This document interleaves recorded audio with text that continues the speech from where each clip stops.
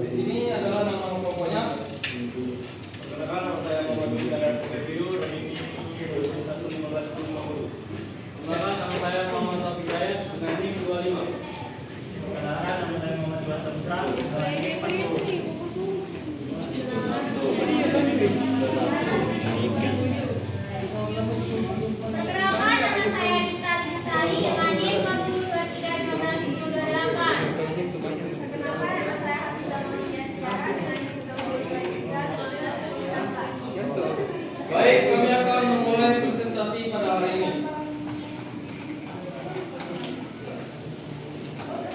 Latar belakang, anak-anak mengalami pertumbuhan dan perkembangan sangat cepat. Perawatan kesehatan yang baik memastikan bahwa mereka tumbuh dengan sehat dan mencapai tonggak perkembangan dengan cepat. Dengan perawatan kesehatan yang tepat, dengan vaksinasi dan pemeriksaan banyak penyakit yang dapat dicegahkan dan dapat mengurangi angka kematian. Lalu burung morbiditas pada anak. Terima kasih. Topik.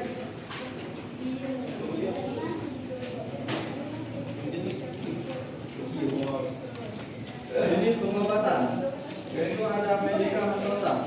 Adalah penggunaan obat-obatan pada anak dengan dosis yang tepat dan sesuai dengan usia dan berat badan. Dan yang kedua adalah medikamentosa. Adalah terapi fisik, terapi okupasi dan terapi perilaku. Pengobatan medikamentosa. Pengobatan medikamentosa adalah pengobatan penyakit umum. Contohnya seperti infeksi. Cara mengobati infeksi yaitu dengan cara penggunaan antibiotik sesuai dengan jenis infeksi. Ada juga asma. Cara mengobati asma dengan cara penggunaan inhaler dan terapi pemeliharaan. Ada alergi. Cara mengobatinya dengan cara antihistamin dan imunoterapi.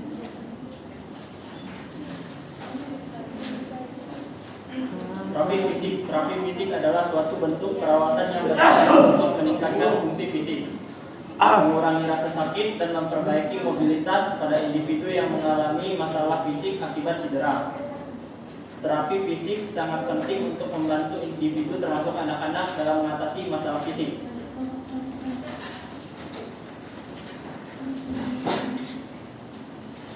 Terapi okupasi. Terapi okupasi adalah suatu bentuk perawatan yang bertujuan untuk membentuk individu, terutama anak-anak dan orang dewasa, dengan kebutuhan khusus yang meningkatkan kemampuan mereka dalam melakukan aktivitas sehari-hari.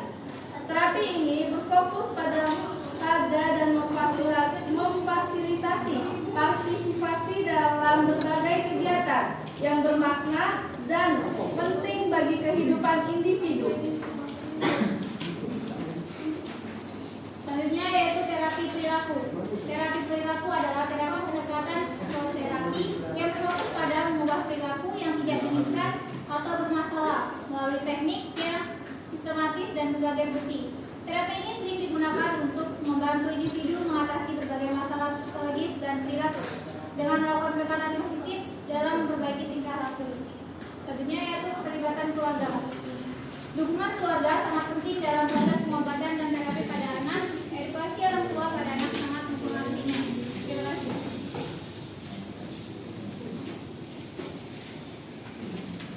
Baiklah, kami akan membuka sesi pertanyaan. Aziz, ditujukan ke kita.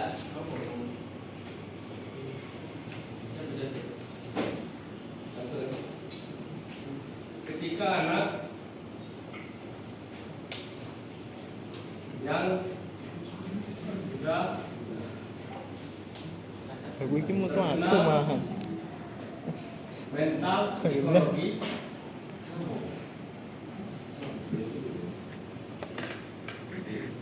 bagaimana cara mengobatinya?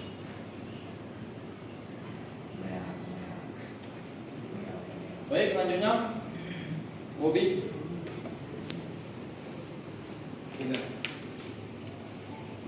Jelaskan apa yang dimaksud dengan terapi okupasi. Ditujukan ke Bina. Selanjutnya Kori. Bertanya ke Muhammad Iwan.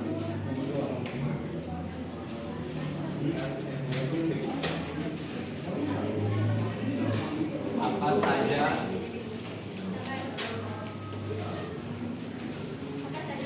Apa saja tantangan yang dihadapi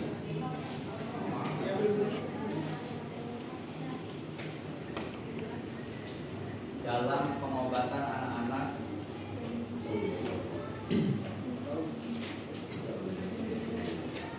dengan kondisi medis kronis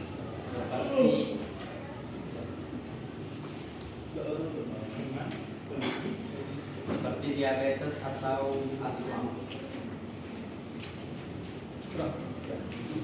Baiklah, sesi pertanyaan yang pertama kami tutup. Berikan kami waktu untuk menjawabnya. Diabetes atau asma? Diabetes atau asma?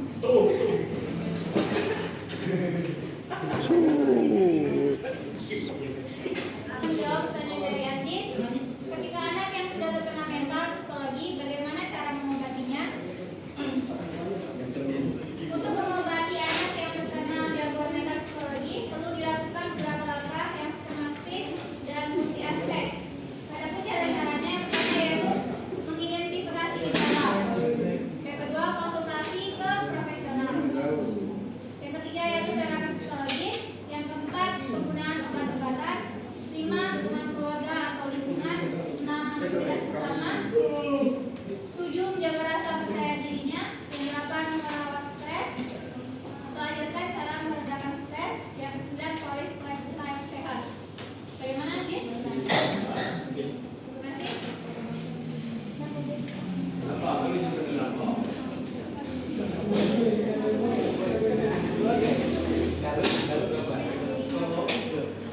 Baiklah, ada yang ingin ditambahkan?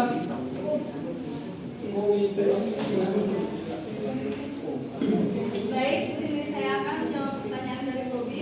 Apa yang dimaksud dengan terapi okupasi?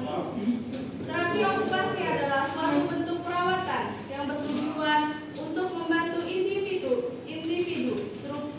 terutama anak-anak dan orang dewasa dengan kebutuhan khusus untuk meningkatkan kemampuan mereka dalam melakukan aktivitas sehari-hari. Terapi ini juga berfokus pada memfasilitasi partisipasi dalam berbagai kegiatan yang bermakna dan penting bagi kehidupan individu. Bagaimana, Bobi? Baiklah, ada yang ingin menambahkan? Baiklah, lanjut. Baiklah, saya di sini akan menjawab pertanyaan dari Kori. Apa saja tantangan yang dihadapi dalam pengobatan anak-anak dengan kondisi kronis seperti diabetes atau asma? Sejauh kami menemukan peningkatan resiko asma di kalangan penderita diabetes dan sebaliknya.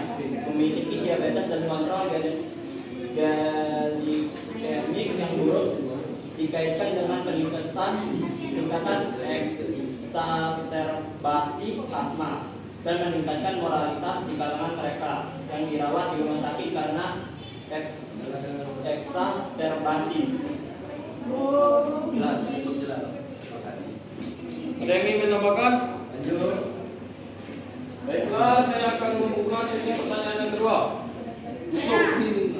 Oh, yang kedua tadi. Bagaimana? Mulai. Berapa efektif? Ditujukan ke siapa? Bukan ke yang belum. Siapa yang belum? Topik.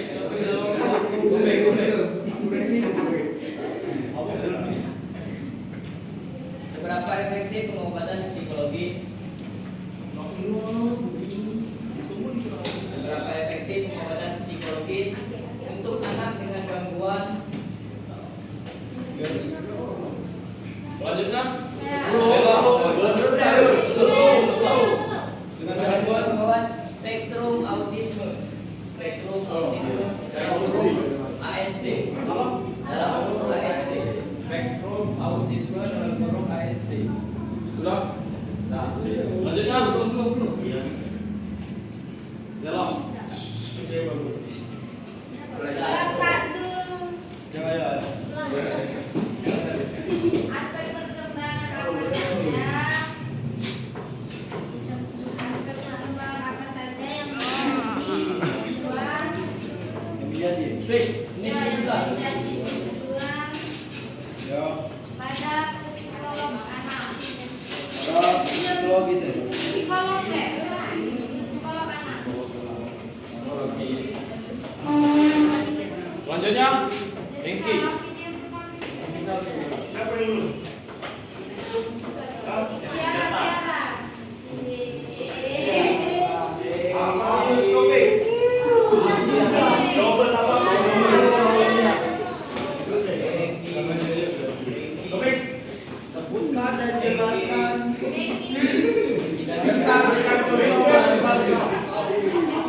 apa?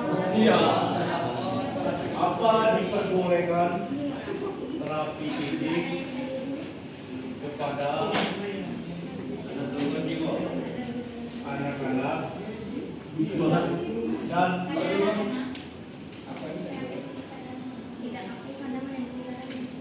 dan apa risikonya? Baik, beri kami waktu untuk menjawab pertanyaan dari teman-teman. Saya akan menjawab pertanyaan dari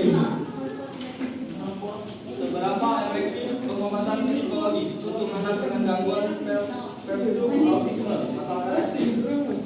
Pengobatan psikologis untuk anak dengan gangguan spektrum autisme atau ASD bisa sangat efektif dalam meningkatkan kemampuan sosial, komunikasi, dan perilaku. Meskipun efektivitasnya bervariasi bergantung pada karakteristik dan kebutuhan individu pada anak. Oke. Wah. Terima kasih. Baiklah, ada yang ingin menambahkan jawaban dari topik?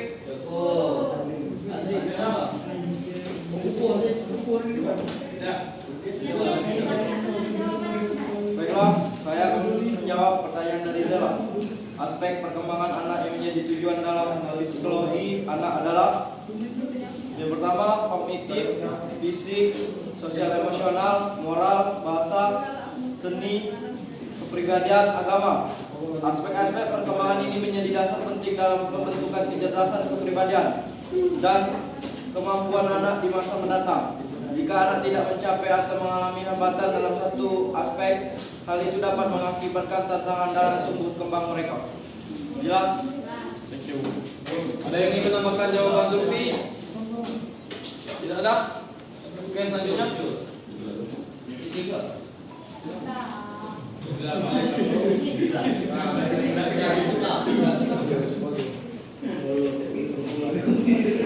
Baiklah, saya akan menjawab pertanyaan dari Oke.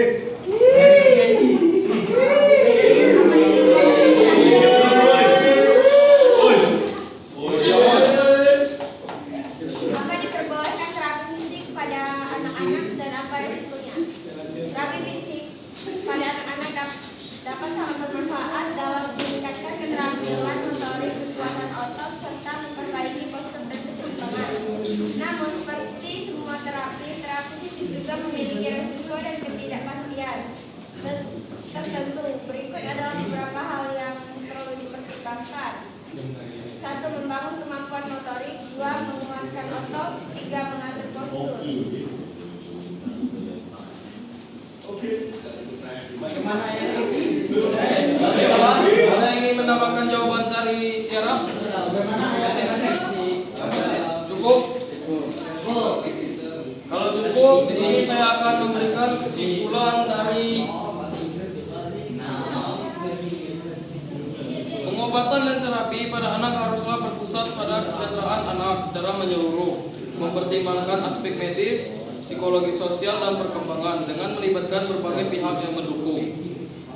Sekian presentasi dari kelompok 6. Lebih dan kurangnya kami mohon maaf, kepada Allah kami mohon ampun. Wassalamualaikum warahmatullahi wabarakatuh.